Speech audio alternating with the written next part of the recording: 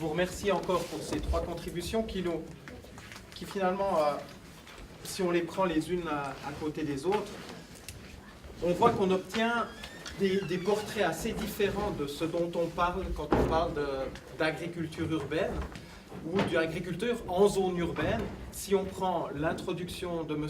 Colli, par exemple, et on la compare avec l'introduction de M. Kamenzin, on a soit quelques pionniers dans les villes, soit alors la majorité des agriculteurs en Suisse, ou presque, suivant quelle définition on prend de qu'est-ce que c'est que cette relation entre urbanité et agriculture. Et donc je pense que on ne va pas commencer par débattre de ces catégories-là, mais juste préciser que je pense que cette discussion-là va nous occuper de manière assez importante aujourd'hui, aussi au cours de l'après-midi, je suppose.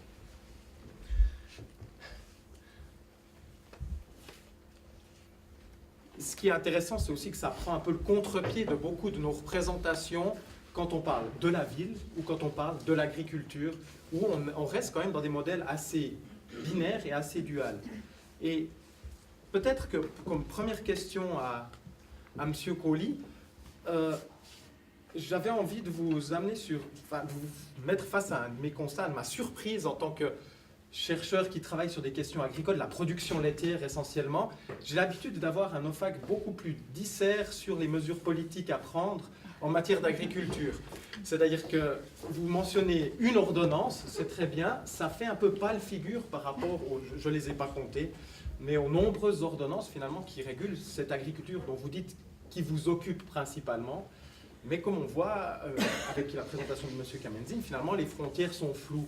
Et j'ai envie de dire, mais y a-t-il pas une dimension plus politique à prendre au niveau de la Confédération aussi sur cette interaction entre ville et agriculture? Merci pour cette question. Je crois que c'est bien apparu dans les différentes interventions. La politique agricole se concentre pour l'instant vraiment sur le territoire agricole et sur le monde paysan, avec cette définition donnée par Mme Salomon au début, donc des paysans professionnels qui ont une formation, etc. Et vraiment, ça, c'est l'histoire de la politique agricole jusqu'à maintenant. Et oui, c'est vrai que j'aurais pu débattre un long moment sur les différents instruments de cette politique-là, mais c'est vrai, le constat est évident. Ces instruments traditionnels ne prennent que très peu en compte cette nouvelle donne qu'est l'agriculture urbaine. Autrement dit, est-ce que vous savez quoi faire de cette agriculture urbaine à l'OFAC? Est-ce que c'est un objet pour vous finalement, ou bien comme on l'a dit, en termes d'économie, en termes de... Oui, alors, on vous demande de parler plus fort. Il faut parler plus fort. Alors, excusez-moi. Surtout qu'on est assis maintenant. Oui. Donc, pour reprendre, finalement, est-ce que c'est un objet qui a son importance politique? Vous le dites sous forme de déclaration, un peu d'intention en fin de présentation, mais en quoi peut-être est cette importance? Parce que si je vous reprends, vous parlez d'importance, et c'est apparu dans les 3 présentations, ce rôle d'instrument de communication pour l'agriculture, finalement. Je pense que pour beaucoup de gens qui sont intéressés par ce qui se passe au niveau de cette nébuleuse de l'agriculture urbaine, c'est presque un peu décevant pour dire, voilà, vous êtes juste une vitrine pour l'agriculture normale, comme ça les enfants des villes savent encore qu'à la campagne on traite des vaches. Bon, c'est une présentation un peu caricaturale que vous faites oui, bien sûr. Ce qui a été dit. Ça va beaucoup plus loin que cela. J'ai parlé d'une évolution sociologique forte, j'ai parlé aussi d'une révolution, donc c'est un trend, c'est une tendance lourde. Mais, et puis là je réponds à votre question, c'est vrai que la politique agricole se concentre aujourd'hui sur les enjeux de l'agriculture. Les enjeux de l'agriculture suisse et internationale. Et puis ça, c'est un mandat très lourd, un mandat où M. Ecker nous stimule et nous critique en permanence. Donc, je ne peux pas l'oublier. Hélas. Mais, et la présence, notre présence aujourd'hui ici, avec l'arrêt, est quand même le signal que nous sommes conscients qu'il se passe quelque chose. Et je reviens à votre question maintenant. Il y a un instrument, c'est cette nouvelle ordonnance sur la qualité et la durabilité, où l'agriculture urbaine est certainement au cœur des enjeux qualité, durabilité en milieu urbain.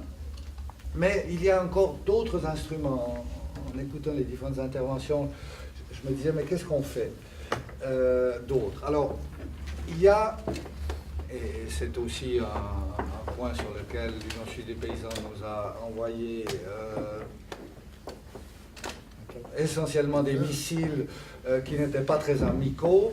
Un des instruments de la nouvelle politique agricole, c'est des projets de qualité du paysage. Et parmi ces projets de qualité du paysage, il y en a quelques-uns qui sont en milieu urbain, périurbain, et qui sont hautement intéressants. Parce qu'ils posent le problème de, voilà, qu'est-ce qu'on fait de ces reliques d'agriculture en milieu urbain? Comment est-ce qu'on gère la problématique du vandalisme, la problématique des déchets qu'on balance, des chiens, des chevaux, etc. Comment est-ce qu'on trouve des marchés pour ces produits-là? Comment est-ce qu'on recrée du lien entre le promeneur et le paysan qui travaille sur son tracteur? Ces projets sont très intéressants. Et puis, il y a aussi des projets régionaux qui peuvent aider à construire des visions territoire, agriculture, milieu urbain. Et je termine là, parce que je vois que vous voulez donner la parole à M. Ecker ou à M. Caventier. La recherche agronomique, Agroscope, mais aussi les hautes écoles et l'école polytechnique ont aussi un certain nombre de mandats qui nous permettent de toucher à cette problématique. Et je finis en disant, la politique agricole est le reflet de la société suisse et du débat politique suisse. Le Parlement, aujourd'hui, a pour l'instant peu touché l'agriculture urbaine, mais c'est peut-être un signal que ce type de réseau et ce type de rendez-vous se mettent en place. Et pour la prochaine politique agricole 18-21, on pourrait imaginer que certains partis posent la question que fait la politique agricole en matière d'agriculture urbaine. Merci pour ces compléments. Et finalement, je ne sais pas vers qui me tourner en premier parce que c'est une même question qui me taraude à travers toutes vos présentations. Alors peut-être que je la pose comme ça. Finalement, c'est sur cette idée, finalement, est-ce qu'on a affaire à une continuité entre une agriculture conventionnelle, disons, et une agriculture plus urbaine, ou est-ce qu'on a affaire à deux univers différents qui cherchent à se rencontrer? Et si je le pose peut-être d'abord à M. Eck, donc si on reprend l'ordre des présentations, finalement vous dites on veut éviter cette confrontation entre quelque chose qui deviendrait peut-être l'image de la bonne agriculture par rapport à la moins bonne agriculture, comme vous le disiez. Finalement, quelle place on fait au sein d'une profession qui, comme vous dites, est assez consanguine et assez, vous parliez de renfermée, des fois, je ne sais pas le terme que vous avez utilisé, conservatrice, je crois. Comment on fait une place à ces agricultures, et j'irais même plus loin. Politiquement, on sait que l'accès notamment aux outils de travail qui sont le sol essentiellement pour l'agriculture est quelque chose d'extrêmement verrouillé en Suisse, ce qui est une protection énorme pour le milieu agricole, on est clair, mais finalement ce qui est un facteur énorme de verrouillage et de renfermement quand vous parliez de donner accès à des gens qui ne sont pas des agriculteurs d'origine. Comment l'Union suisse des paysans est prête à se positionner peut-être sur cette question d'une forme d'ouverture? Je ne parle pas forcément d'abolir le statut du droit foncier rural ou quelque chose comme ça, mais quelle forme d'ouverture vous verriez là, de ce côté-là, concrète, du milieu agricole face au milieu des néo-ruraux, des néo-agriculteurs, je ne sais pas, de tous ces jeunes finalement qui se forment dans vos écoles actuellement et qui ne sont pas d'origine agricole? Oui, Ça, cet élément de consanguinité, Un peu plus fort. cet élément de dire on ne permet pas à d'autres de rentrer sur le secteur agricole, c'est une problématique. C'est une problématique qu'on a quand il y a... J'étais directeur d'une école, vous l'avez dit, quand on avait un jeune qui s'inscrivait à l'école d'agriculture, puis les parents, je me souviens d'avoir une fois un téléphone où les parents étaient informaticiens, et puis ils m'ont dit, mon fils veut faire paysan, mais moi je suis informaticien, je sais que je ne pourrais jamais acheter une exploitation agricole, puis je répondais toujours aux parents, est-ce que votre fils a des bonnes notes? Puis ils me disaient oui, puis je disais, ben, si tout va bien, il pourra faire Zollikofen ou une autre école après, puis il sera vulgarisateur. Donc il y a une grande difficulté de rentrer. La réflexion qu'on s'est faite aussi, c'est de dire, est-ce qu'au niveau du droit de bail à ferme, il n'y a pas des possibilités qui pourraient être accordées, parce qu'on très souvent, dans l'agriculture contractuelle, cette agriculture-là, on n'a pas besoin de surface énorme, on n'a pas nécessairement besoin d'être propriétaire de cette surface, hein, dans quelle mesure on devient fermier d'une surface. Si vous faites des légumes, vous avez 3 hectares, vous pouvez déjà partir à quelque chose d'intéressant. Donc ça, c'est des réflexions qu'on a faites au niveau de bail à ferme pour permettre de rentrer par rapport à ça. Puis nous, comme je l'ai dit, il ne faut pas se cacher, on est quand même assez spectateurs de cette situation-là. Il faut que cette agriculture urbaine se structure à présent, il y a des organisations qui se mettent en place. Certaines des organisations sont conduites par notre organisation, on pourrait dire sœur unitaire, hein, qui assure une certaine gérance par rapport à ça, ce qui est une bonne chose, un créneau qui est aussi intéressant pour unitaire par rapport à ça. Donc il doit aussi se structurer, s'organiser, et puis un jour, s'ils ont besoin d'un relais politique, ils doivent venir chez nous. Je donne juste un exemple. Dernièrement, il y a une organisation où il y a uniquement 17 producteurs en Suisse, c'est les producteurs de bisons. Mais les producteurs de bisons, ils n'arrivaient pas à défendre leur intérêt, ils sont organisés, hein, ils sont venus discuter. C'est pas grâce à nous, mais il y a bien une ordonnance, il y a une correction assez intéressante qui va faire plaisir aux producteurs de bisons par rapport à ça. Donc il faut à un moment donné que ces organisations se structurent. Après, vous rentrez dans un débat qui est dans un débat de lobbying, de défense d'intérêts par rapport à ça. Et notre organisation, nous, notre objectif, souvent, et ce qui m'a beaucoup frustré dans mon travail, c'est qu'on doit arbitrer les intérêts différents entre des régions de Suisse qui sont différentes, puis des organisations qui sont très différentes. Je vous assure, quand vous avez la même table, les producteurs de céréales et les producteurs de porc, ils n'ont pas les mêmes intérêts. Surtout sur le prix des céréales. Donc là, on a des conflits qui sont assez importants. Et puis, pour moi, nous, c'est notre rôle, c'est d'arbitrer tout ça et de trouver des compromis et d'éviter qu'on s'oppose par rapport à ça. Et là, je pense que cette nouvelle forme d'agriculture doit se mettre en place. Mais la difficulté que je vois en suivant les exposés, c'est qu'on parle de choses qui sont très différentes et on devrait un peu structurer. J'ai apprécié l'exposé qui était fait sur la même du territoire. Ici, on a une problématique d'agriculture conventionnelle en limite de zone urbaine. Comment est-ce qu'on fait? Puis vous avez raison, vous avez montré, on ne peut pas faire la même chose qu'on fait au lieu de la campagne. Et puis ça, c'est une agriculture conventionnelle à ce niveau-là. Et puis après, vous avez d'autres formes d'agriculture qui vont d'une approche très sociale. J'ai bien aimé en disant le village en ville, hein, cette approche-là, où ça contribue à une situation sociale. Et peut-être qu'on doit un peu segmenter ces approches-là, hein, qui se rejoignent, qui vont toucher l'agriculture, mais qui sont des approches qui sont assez différentes.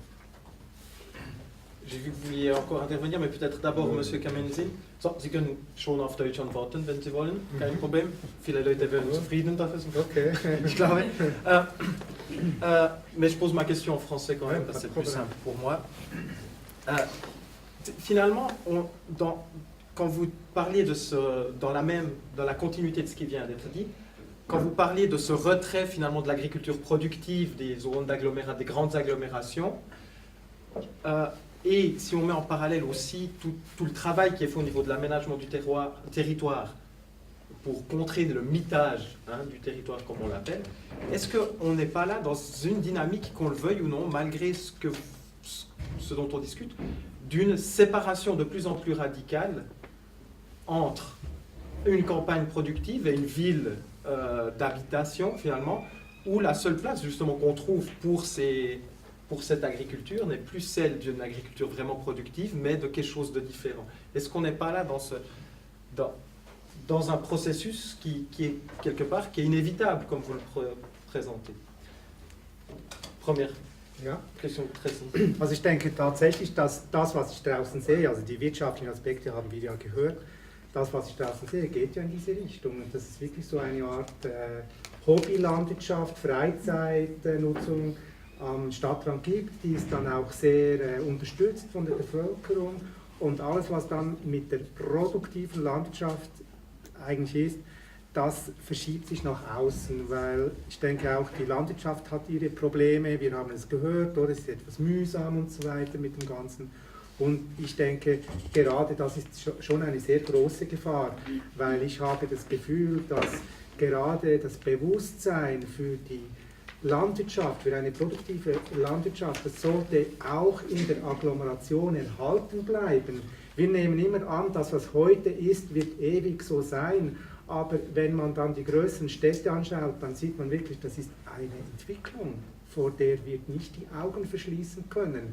Eben, ich denke, in Zürich ist man da schon sehr nahe dran. Ich denke auch in Basel, also bei den großen Agglomerationen ist man da sehr nahe dran.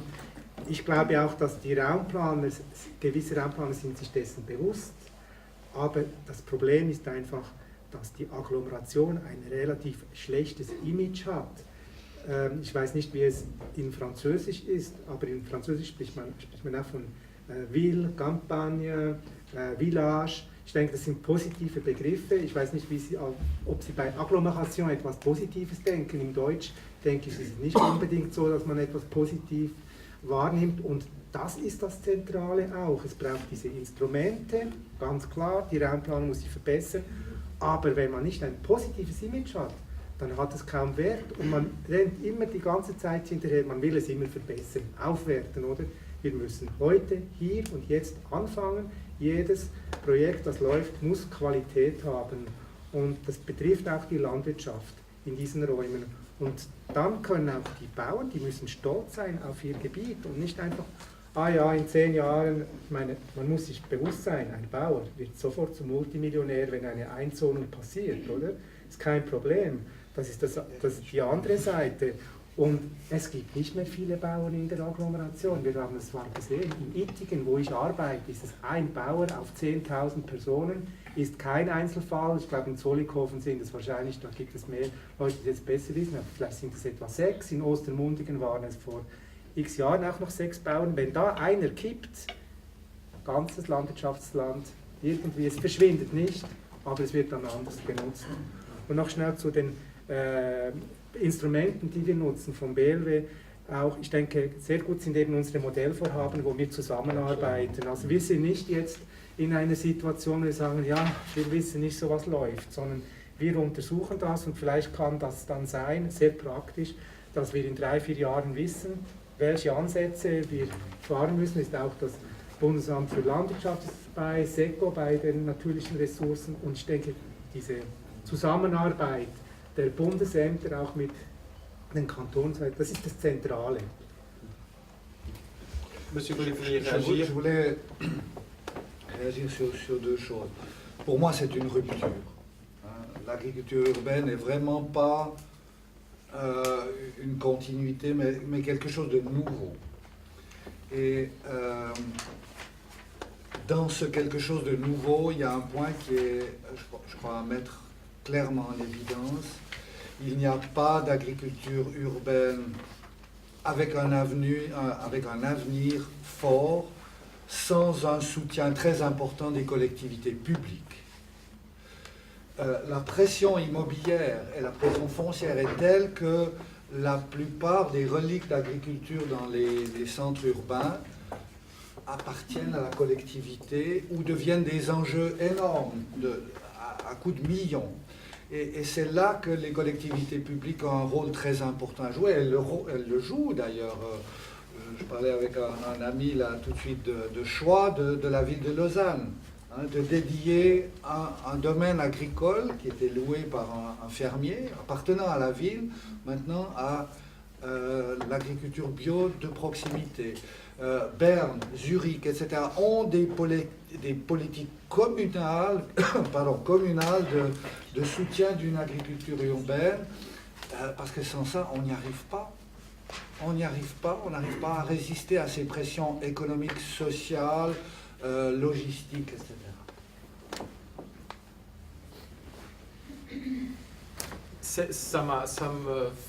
Ce que vous mentionniez des projets finalement souvent des municipalités ou des communes finalement qui prennent, ça pose la question aussi à quelle échelle se place cette gouvernance finalement de l'agriculture urbaine. On a ici des représentants des politiques fédérales disons, qui sont impliqués dans le débat fédéral.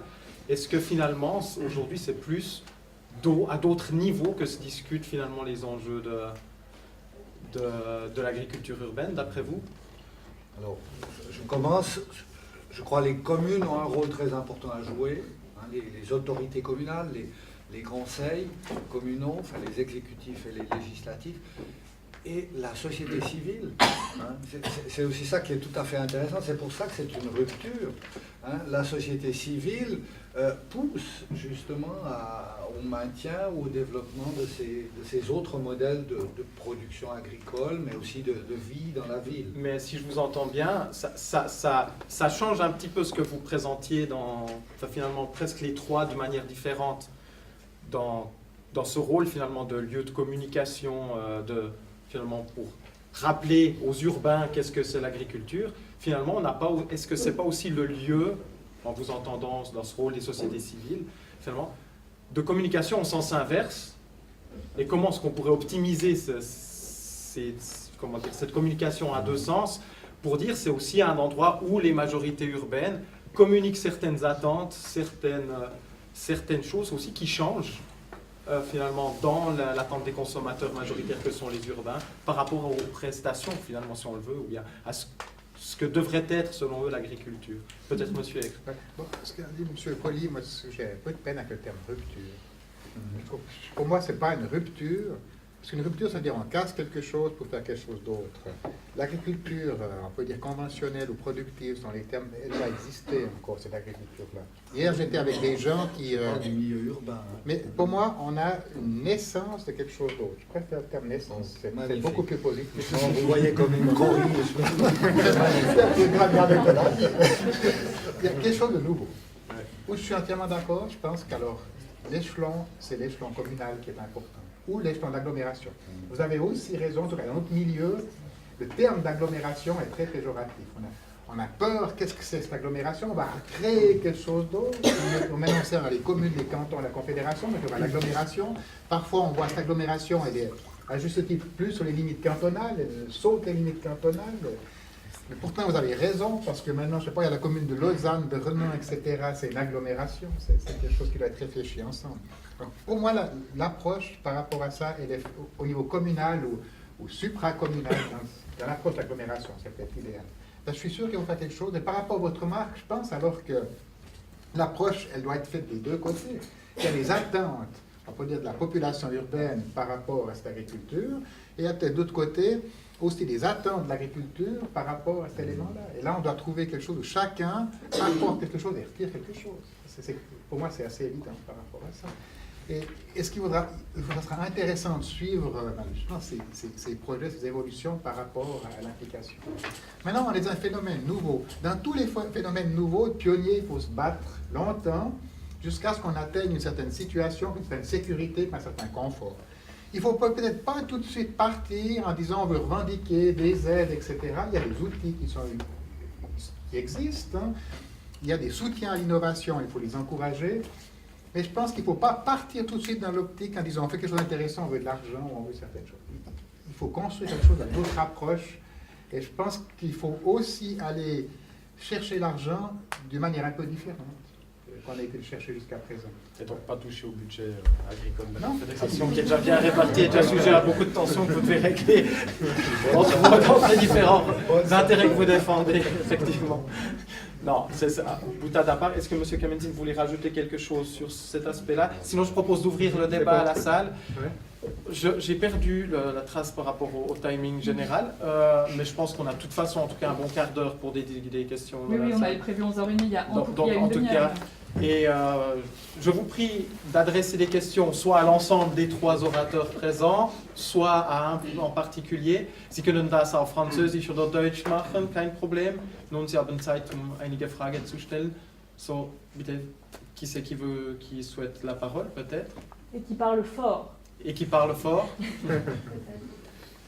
Je propose que on se lève, on se présente rapidement, nom et fonction ou quelque chose comme ça, et ensuite la question. Merci. Oui. Sophie Rochepart, responsable de la filière agronomie EPIA. Ma question s'adresse à M. Egger. Croyez-vous que cette agriculture urbaine, dans certains cas, parce que je suis enseignante aussi, je forme des ingénieurs agronomes, On a beaucoup de nos étudiants qui rêvent d'accéder à la terre, ce qui est extrêmement difficile en Suisse. Il y a des contraintes aussi pour avoir ce statut d'exploitant et avoir accès à des prestations. Pensez-vous que cette agriculture urbaine pourrait permettre justement à certains jeunes, on s'entend que c'est un petit bassin, mais pour acquérir cette expérience ou même gagner leur vie avec cette forme d'agriculture? Oui, Parce qu'il y en a qui le font. c'est une question qui vient aussi de l'arc lémanique qu'on a, c'est une des thématiques qu'on a aussi discuté beaucoup avec Unitaire. Puis, cet élément, il faut peut-être pas, le premier objectif, c'est pas d'obtenir des aides, mais c'est d'obtenir une infrastructure qui permette de faire ça. Et l'infrastructure qu'il faut obtenir, c'est principalement de la terre, parce que les activités concernent la terre. Et puis là on voit la problématique du droit foncier rural qui limite certaines choses, mais il y a certainement des ouvertures dans le cadre du bail à ferme agricole, hein, en disant, on a des projets où j'ai soutenu des projets sur Fribourg, des installations sur des surfaces relativement restreintes. Quand je dis restreint, ça veut dire c'est 3 hectares, 4 hectares, on peut faire des choses intéressantes. Il y a une potentialité par rapport à ça.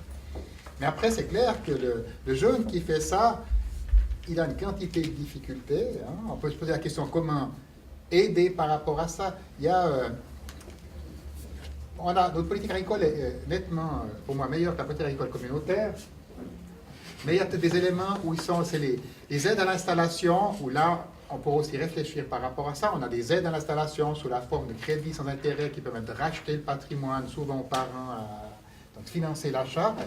Mais je pense qu'il y a aussi une réflexion par rapport. Moi, j'aime beaucoup les crédits d'investissement parce que c'est de l'argent qu'on doit rembourser. Et quand on la fait rembourser, on doit venir avec une certaine rentabilité. Mais les crédits d'investissement servent à deux choses. À économiser les intérêts, mais on ne gagne pas beaucoup ces temps, les intérêts sont bas. Mais ça permet aussi à d'autres financeurs de venir parce qu'ils postposent et puis ils sont les derniers dans le cadre de l'investissement. C'est ceux qui prennent le plus de risques dans le cadre de l'investissement. Donc ça, c'est des instruments.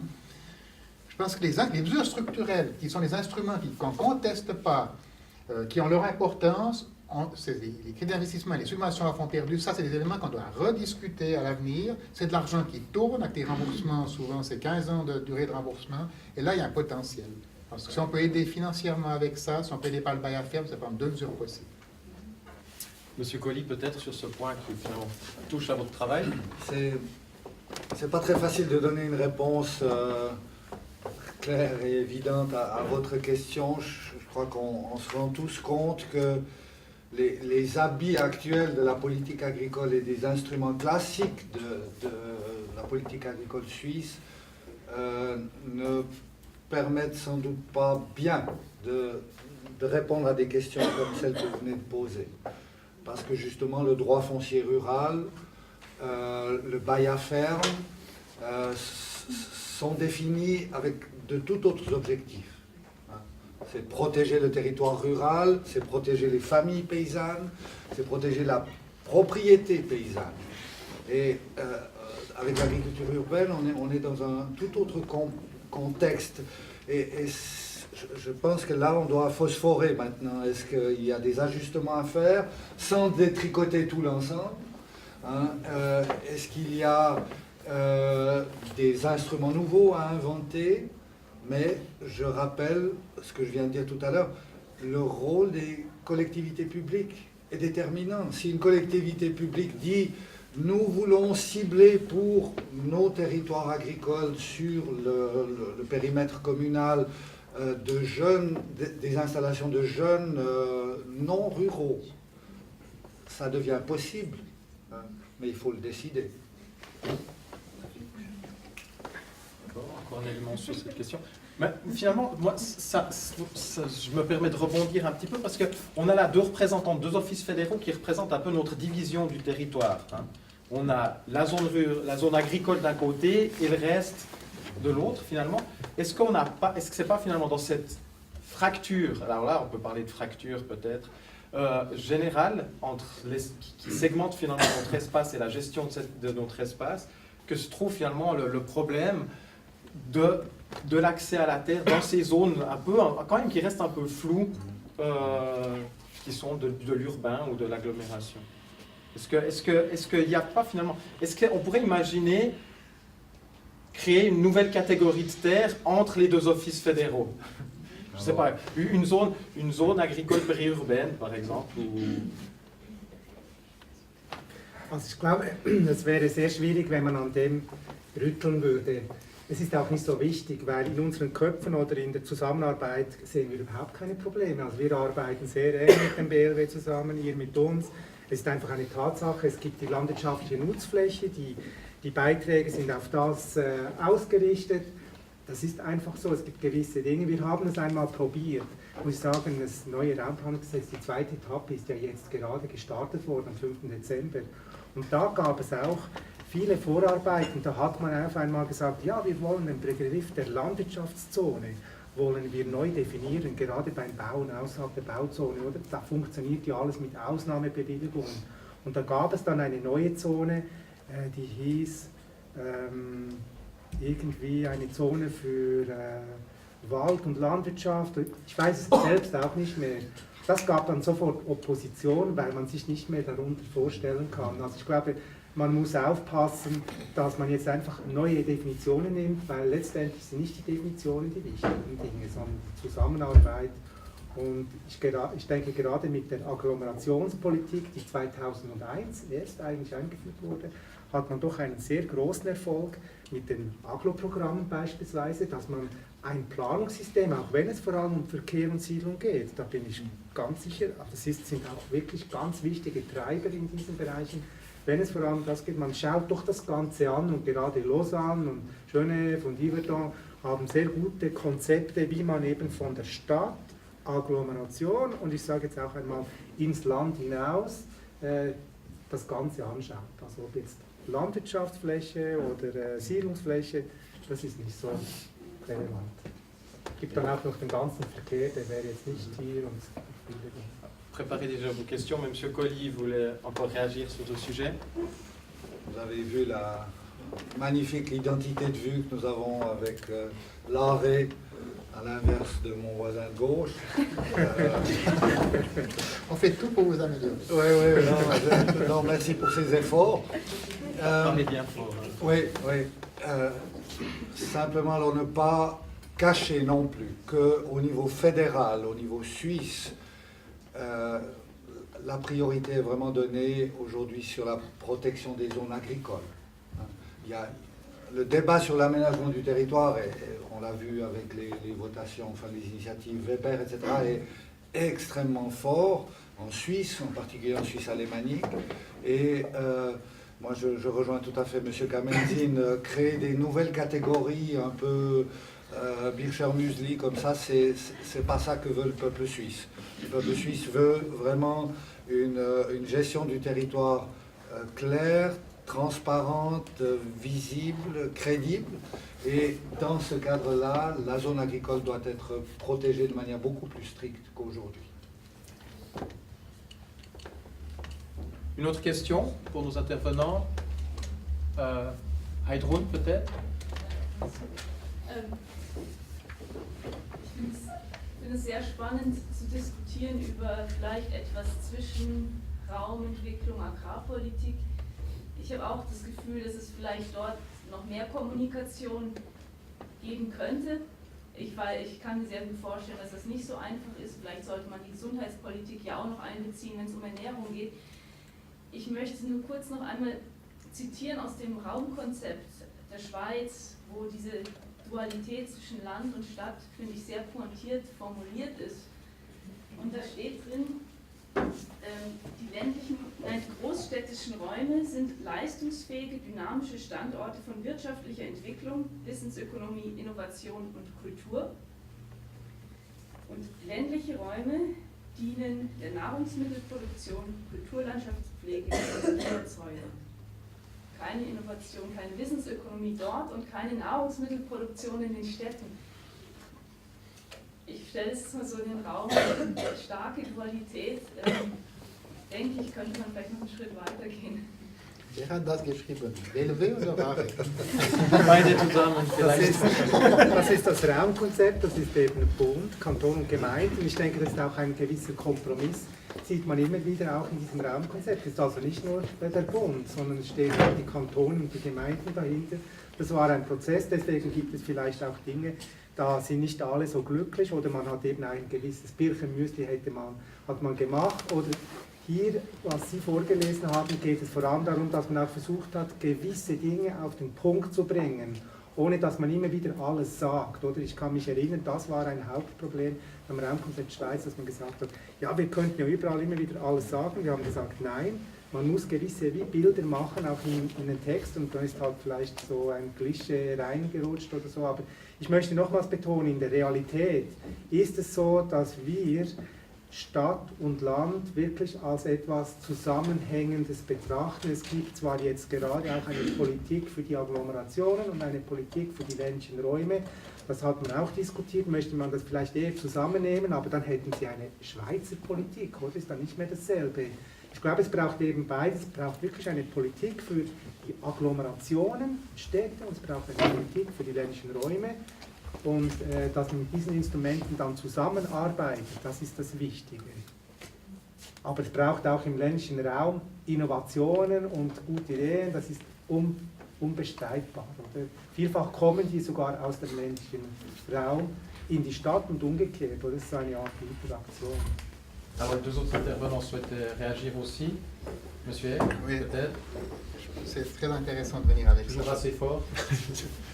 Il y a une problématique. Et vous avez dit avant l'agglomération, le fait qu'on ait peur des agglomérations, c'est clair qu'il y a un danger qu'on joue les agglomérations contre l'espace rural. Il y a un danger, et derrière ça, on travaille beaucoup avec le groupement pour l'agriculture pour les régions de montagne, le SAB, hein, comme on le connaît. Derrière ce danger-là, comme on sait que les finances sont limitées, il y a aussi un danger dans le partage du gâteau, à présent. On sait qu'il y a une part importante de l'argent qui sert au développement des zones rurales, en particulier des zones de montagne. Non? Mais comme le gâteau est limité et que maintenant les agglomérations disent on a des nouvelles problématiques d'une société qui évolue, il y a un conflit par rapport à ça. Et là, il y a un lobbying par rapport à cette répartition financière. Maintenant, je reviens sur un élément avant. L'aménagement du territoire, dans mes conférences, je dis souvent, c'est tout aussi important que la loi sur l'agriculture. On a vraiment un défi de société dans le cadre de l'aménagement du territoire et un changement important. La difficulté qu'on avait, ou qu'on a toujours pour l'agriculture, c'est de savoir qu'est-ce qu'on veut. Et on a fait un mouvement énorme. Vous avez pris l'exemple avant du paysan qui vend son domaine et qui est millionnaire. Bon, avec les problèmes de la fiscalité, peut-être plus à présent, par rapport à ça. Et puis, nous, on s'est battu à l'interne pour dire, on veut quoi? Qu'est-ce qu'on veut faire avec le terrain agricole? Et on s'est dit, l'Union suisse des paysans doit dire que le terrain agricole, on veut produire du blé, on veut produire de l'herbe, on veut produire du maïs. C'est ce qu'on veut faire avec. Donc, ce qui est important pour nous, c'est de protéger la terre agricole. Et là, on a basculé d'un côté d'une manière assez dominante, avec beaucoup de conflits internes, ce qui fait que, par exemple, on a soutenu fortement la première étape de la révision de la loi sur l'aménagement du territoire, parce que c'était le point central. Mais on se trouve dans une certaine difficulté. La deuxième étape que vous avez mis en consultation au début de cette semaine va nous poser un certain nombre de problèmes parce que nous devons travailler en zone agricole. Et pour travailler en zone agricole, on a besoin d'infrastructures, on a besoin de chemins, parce que pour aller avec des machines, etc. Donc on se trouve tout d'un coup dans l'inverse dans le processus, hein, ce qui tout d'un coup complique fortement notre position par rapport à la loi sur l'aménagement du territoire. Mais cette problématique, moi j'ai quasiment un collaborateur et demi qui travaille uniquement sur cette révision de la loi sur l'aménagement du territoire. Il faut, un autre souci qu'on a aussi, c'est comment se concrétise la première étape de la loi sur l'aménagement du territoire. Il y a quand même quelques surprises, on sent quand même que certains veulent biaiser la situation. Quand je dis certains, c'est certains cantons qui essaient de trouver des solutions, on essaie de trouver des surfaces, comme si on arrivait à trouver des tomates qui traînaient par ici. Il y a quand même quelques questions par rapport à ça. Mais c'est un truc qui est essentiel. Et là, c'est vrai qu'on vient avec un élément de complication, qu'on sent bien qu'il y a une limite, et puis non, on ne veut pas de limite. Je ne comprends pas la question. On ne veut pas... Il y a les zones à bâtir et les autres surfaces, mais si on vient avec une limite intermédiaire, ça risque de fortement compliquer les choses et de provoquer plus de désillusion que d'intérêt par rapport à ça. Mais rien n'empêche d'avoir des zones agricoles très proches des villes. Ich möchte da noch schnell etwas ganz kurz darauf antworten. Ich stelle das, und jetzt sage ich das als Stadtbewohner, natürlich als ein großes Problem dar oder fest, dass eben diese Vernetzung zwischen der Landwirtschaft und den Bedürfnissen der Leute, die dort wohnen, dass das in der Praxis oft Welten sind, die ich erlebe. Es gibt einen Bauernhof, ich spreche jetzt ein wenig konkret, der der ist wirklich im Naherholungsgebiet und da kann man hingehen, die Tiere anschauen, man kann die Produkte kaufen, es gibt da gute Beispiele, aber es gibt dann auch verschiedene Bauernhöfe, die haben einen Zaun um ihr Gebiet, arbeiten sehr produktiv und die interessieren eigentlich nicht, was die Leute hier machen, oder? Weil sie arbeiten für sich.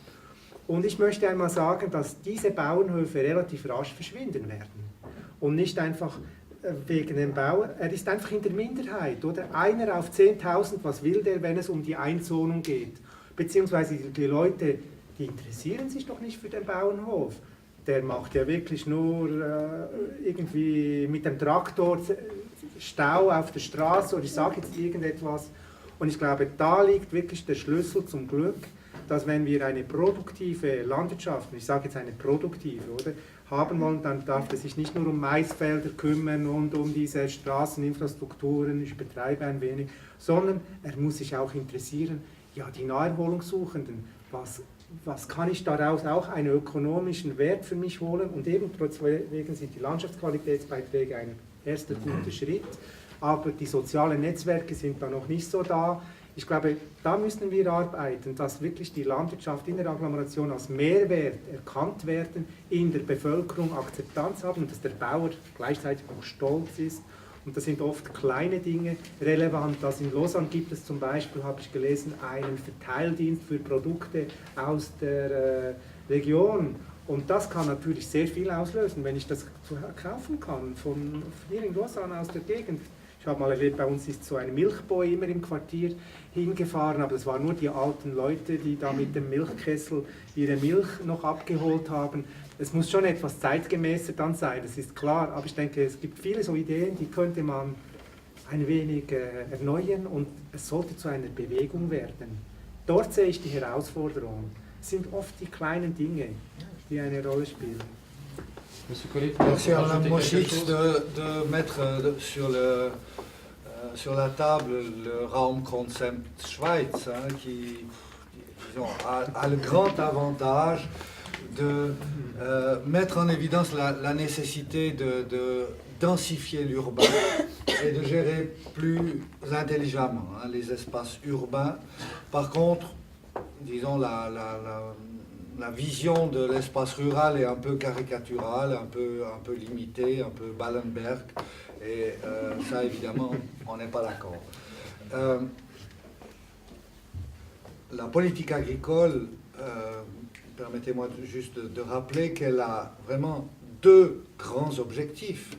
Le premier, c'est nourrir, mais le deuxième, qui est de plus en plus important, c'est d'apporter à la société un certain nombre de prestations non marchandes, comme la biodiversité, comme le bien-être animal, comme les paysages, la gestion des ressources, etc. Et cette deuxième fonction de l'agriculture et de la politique agricole prend de plus en plus d'importance, et dans nos instruments, et dans les flux financiers, et aussi dans l'esprit de la population. Et bien sûr, c'est un conflit que nous avons avec le monde paysan, avec l'Union suisse des paysans, mais c'est vraiment ça le reflet de notre société tertiaire, urbaine, citadine. Elle est d'accord de soutenir fortement notre agriculture, mais elle veut de cette agriculture ces prestations-là aussi. Merci pour cette précision. J'ai une question déjà en fond de salle, après je note monsieur. Bonjour, Laurent Doun, média, défi hiérarchique pour les paysages et l'agronomie. J'ai une petite question pour l'OFAG et l'USP sur justement l'émergence de nouvelles professions. Vous avez mis en opposition un peu les paysagistes et puis les paysans, c'est pas la même chose et tout. Et est-ce que dans vos réflexions, au niveau de la ville, il n'y a pas justement une interrogation sur une mutation un peu de cette profession pour effectivement des services à la collectivité qui ne sont pas de l'ordre de l'alimentaire, mais qui pourraient tout d'un coup trouver des compléments à la production et essayer de fabriquer une profession qui est effectivement pas celle qu'on connaît actuellement. Mais vu les évolutions du paradigme, est-ce qu'on ne peut pas se poser cette question-là de manière un peu approfondie? Oui, vous avez raison, j'ai distingué paysagisme, agriculture. Je pense que ça serait faux d'opposer ça. D'ailleurs, Jardin Suisse, l'association des paysagistes, est membre de l'Union suisse des paysans, donc est un membre qui est chez nous. Non, je pense que là, ça vaudrait la peine de réfléchir. Ça serait peut-être aussi, ça serait intéressant, dans votre approche, je réfléchissais par rapport à votre question, que les paysagistes s'occupent un peu d'agronomie aussi, d'abord. De dire, voilà, finalement, au lieu d'aller sur une approche décorative, on va dire une approche productive. Donc, je ne vois pas de conflit. Maintenant, est-ce qu'il faut créer quelque chose? Bon, il y a votre école qui fait du bon travail. Hein. Il n'y a pas beaucoup d'écoles similaires à la vôtre dans l'approche nationale. On a quand même un problème dans l'approche agricole. J'étais responsable d'une école et je suis responsable de la formation. On a un gros problème en agriculture dans la formation. C'est parce qu'on a des jeunes qu'on doit former en 3 ans pour en faire des chefs d'entreprise. Et puis, il n'y a pas de miracle. Hein. Comme directeur d'école, je disais toujours, la moitié de mes élèves, quand ils arrivent à l'école, ne savent pas faire une règle de 3. C'est une école professionnelle. Et on a cette grosse problématique en agriculture des entreprises, où on a 1, 2, 3 personnes au maximum sur l'entreprise, où le chef d'exploitation, il est à la fois manœuvre, technicien, comptable, informaticien, il doit gérer ça. Ça, c'est une problématique qu'on a dans l'agriculture. C'est pour ça que toutes les formations complémentaires, type PS, HES, sont positives. Hein. Plus on arrive à pousser des gens à ce niveau-là, c'est intéressant. Et puis également au niveau des diplômes et des brevets par rapport à ça. On a une réelle problématique. Et je pense qu'il pour répondre à la question, il n'y a pas d'opposition. Il faut essayer de travailler ensemble. Et si on arrive à plus travailler ensemble, pourquoi pas. On a aussi des agriculteurs qui font paysagistes, mais là, ils sont tout de suite critiqués par les paysagistes quand ils vont tailler des haies avec leurs tracteurs. C'est de la concurrence déloyale.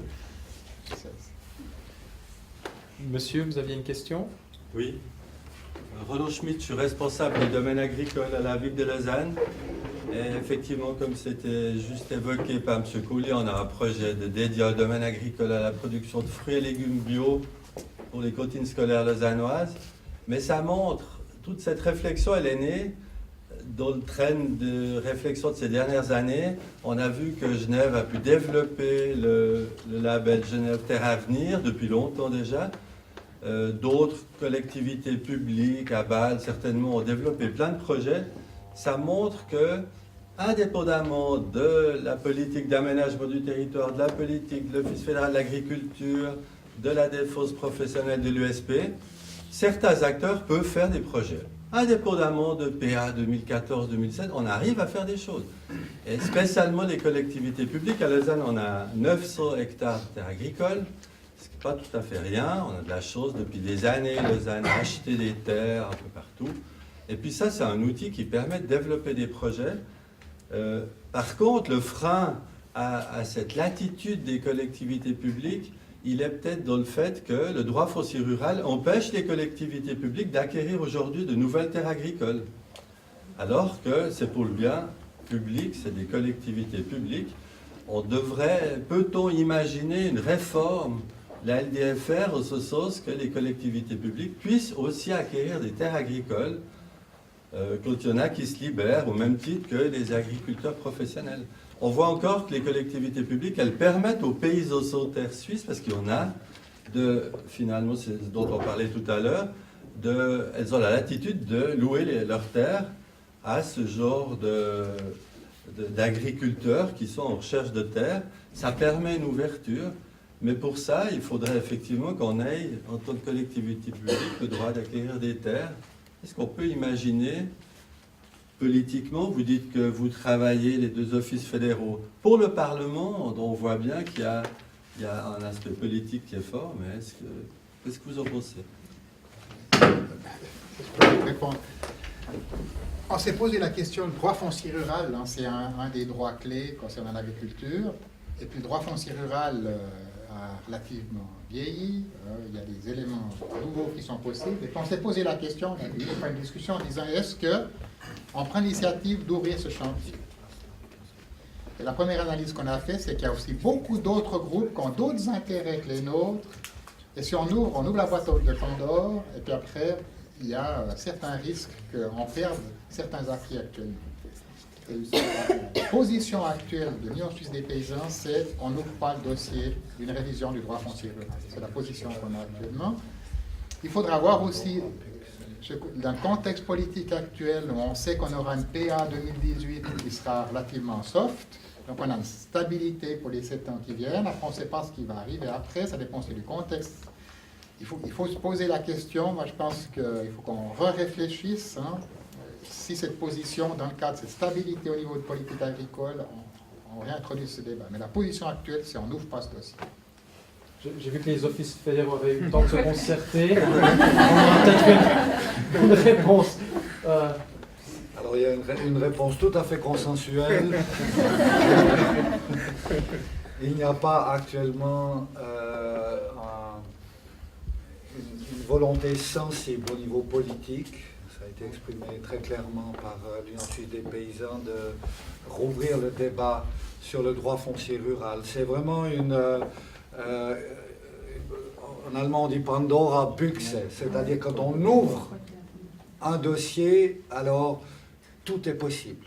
Hein, et on peut détricoter un des principaux instruments qui a fait que dans notre pays très riche, hein, la propriété paysanne est restée paysanne. Alors, est-ce qu'on veut mettre ça en danger? C'est au Parlement maintenant et au monde politique de le décider. Merci. On a une question dans la salle. Oui, Jean Faros, expérimentateur en acoponie à Genève.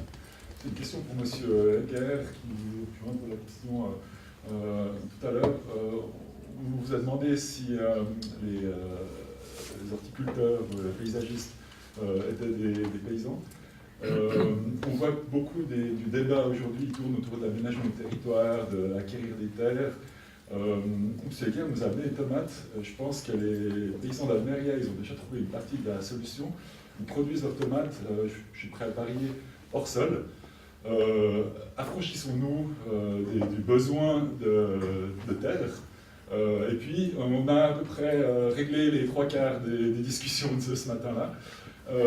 Pour M. Egger, est-ce que il a dit dans sa présentation qu'il ne croyait pas à l'avenir de l'agriculture urbaine industrialisée, mécanisée, informatisée, hors sol?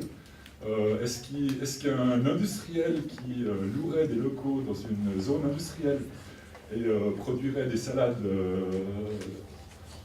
en indoor avec de l'éclairage artificiel, est-ce que ce serait encore un agriculteur? C'est ma question. Est-ce qu'il en reste la place ici aujourd'hui? S'il nous paye une cotisation.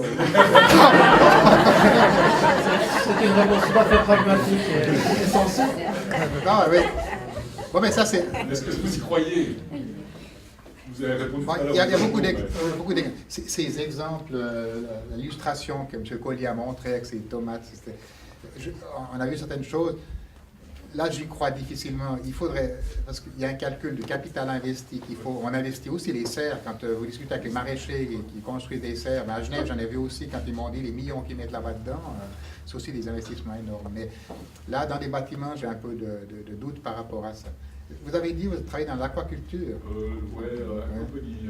Là, ça, c'est une problématique nouvelle. Avant décembre, avant la fin de l'année, je vais à Zurich, on va visiter une exploitation qui fait cette production-là. Et la principale thématique, c'est l'aménagement du territoire, parce que alors, nous, on est assez ouvert par rapport à ce qu'est l'agriculture ou pas l'agriculture. Par exemple, on a accepté dernièrement des associations qui viennent chez nous, mais comme ils payent des cotisations, on accepte, c'est les producteurs de champignons. Et puis j'ai été à Lucerne visiter les producteurs de champignons. Ben, ça n'a pas beaucoup à voir avec... c'est du hors-sol, hein, c'est l'usine. Les cueilleuses, elles sont suspendues parce que je crois que les accidents, c'est assez impressionnant à voir. On a accepté parce qu'on s'est dit le produit fini, c'est un produit alimentaire. Hein, donc on accepte ce produit alimentaire. Donc par rapport à ça, c'est juste. Mais après, la question de cet urban farming dans ces grands bâtiments, on a vu aussi les dessins en disant on fait 2 étages d'en haut pour faire des serres. Je me suis presque dit en regardant le dessin, bon, on ferait au mieux de faire des 2 étages pour faire des appartements. Hein, par rapport au coût que ça a, on est quand même dans un monde, si vous allez ici, vous prenez dans n'importe quelle ville de Suisse, vous prenez les transports publics, en 20 minutes vous êtes dehors de la ville. C'est pas ça dans certaines villes d'ailleurs, hein, où vous êtes constamment dans un milieu urbain. Hein, il y a quand même une chance dans la Suisse qui existe par rapport à ça.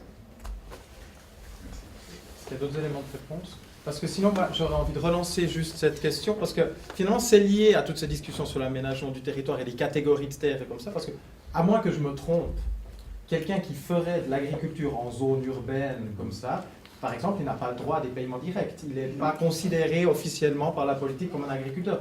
Donc on voit que derrière la question, est-ce que l'USP l'accepte comme agriculteur, on peut dire, retourner la question à l'OFAG ou même à M. Kamenzin aussi, c'est de dire finalement dans cette séparation-là, si vous parliez de la rentabilité, si on définit ceci comme une production agricole qui a le droit à des formes de paiement direct, peut-être pas en termes d'aménagement, d'entretien des ressources paysagères, on est d'accord, mais par contre de participation à l'alimentation, qui est aussi une des fonctions de l'article 104 sur l'agriculture, est-ce que là, il y a un trou dans la réglementation ou est-ce que c'est un choix volontaire politique? Peut-être on peut le formuler comme ça. Je pense que le cas de figure que vous donniez, ne s'est pour l'instant pas encore présenté, du moins pour ce que j'en sais, mais a priori, ce type de production n'entre pas dans la définition de l'agriculture, donc ces gens-là n'obtiendraient pas ce qu'on appelle le numéro d'exploitant et ne bénéficieraient pas des paiements directs et des différents instruments de la politique agricole. Mais voilà, on n'est pas buté, donc je pense que des choses vont se passer qu'on n'imagine pas aujourd'hui. L'exemple des champignons est quand même intéressant. Hein. Il y a eu pendant 50 ans une pression énorme au niveau du Parlement pour dire c'est de l'agriculture. Et le Conseil fédéral, l'Office de l'agriculture a dit non, c'est pas de l'agriculture. Les champignons n'utilisent pas la chlorophylle. Hein. Donc c'était ça le critère clé. Hein. Et puis finalement, la chlorophylle est tombée et le Parlement a décidé que c'était quand même de l'agriculture. Donc voilà, ces dynamiques qui sont à la fois des dynamiques politiques et sociales qui font que, je pense, demain, des nouvelles formes d'agriculture high-tech, urbaine, vont s'inscrire dans l'agriculture. Pourquoi les producteurs de champignons veulent devenir membres chez nous? Ça s'intéresse. Rapidement, parce il y a trois intérêts. Un premier intérêt qu'ils n'ont pas, mais que vous avez mentionné, c'est les paiements directs, ils s'en foutent pour les paiements directs. Et je pense que dans l'agriculture urbaine, périurbaine, ce n'est pas un élément majeur, comme les paiements directs sont distribués à la surface, que vous avez 2000 francs hectares, vous avez 2 hectares, c'est pas ça qui va changer grand-chose. Le deuxième intérêt qu'ils ont, mais qui est plus un intérêt prospectif, c'est de dire est-ce qu'on pourrait bénéficier des mesures structurelles. Et puis là, on sent qu'il y a une grande différence entre la politique suisse et la politique européenne, c'est que l'Europe finance beaucoup de mesures structurelles. Dans le cadre de leur deuxième pilier, j'étais en Italie, en Ombrie, il n'y a pas longtemps, c'est intéressant de voir les installations en zone rurale qui sont financées dans le cadre du budget agricole. Ça, c'est le deuxième intérêt. Donc les producteurs de champignons, ils disent, nous, si un jour on obtient des crédits sans intérêt, etc., ça va. Puis le troisième intérêt, c'est l'aménagement du territoire, c'est de dire, si c'est agricole, c'est pas en zone à bâtir. C'est un peu ce rêve-là. Mais l'installation que j'ai vue dans le canton de Lucerne, c'est des bâtiments sur 3-4 étages, et un peu de peine à voir ça en zone agricole. Mais c'est les trois intérêts qu'ont les organisations. Puis après, on pourrait dire pour l'agriculture urbaine, périurbaine, ce qu'on discute à présent, c'est peut-être ces trois éléments qu'on peut discuter. Et je pense que le premier, ce n'est pas le prioritaire, les deux autres ont peut-être de l'importance. Alors on est devant un choix terrible. Maintenant, les mains commencent à se lever un peu partout. On est arrivé théoriquement en fin du temps imparti, même largement. Ah bon? Je crois que c'était, tu m'as dit 11h30, mais je me suis largement tu t'es largement trompé. Donc, je propose malheureusement de garder vos questions, vos réactions pour toutes les discussions qu'on aura encore cet après-midi. L'idée c'est et pour la pause, si vous voulez discuter aussi venir. Je pense que nos invités vont en tout cas rester pour la pause. Et boire un café avant de nous quitter, peut-être certains. Et donc, n'hésitez pas à les aborder, à leur poser les questions et à garder toutes ces réflexions, j'espère, qui commencent à émerger chez tout le monde ou qui commencent à ressortir chez tout le monde. Et donc, on prend 20 minutes, une vingtaine de minutes pour la pause café et on va passer à la suite. Et merci beaucoup. Et merci encore pour votre intervention.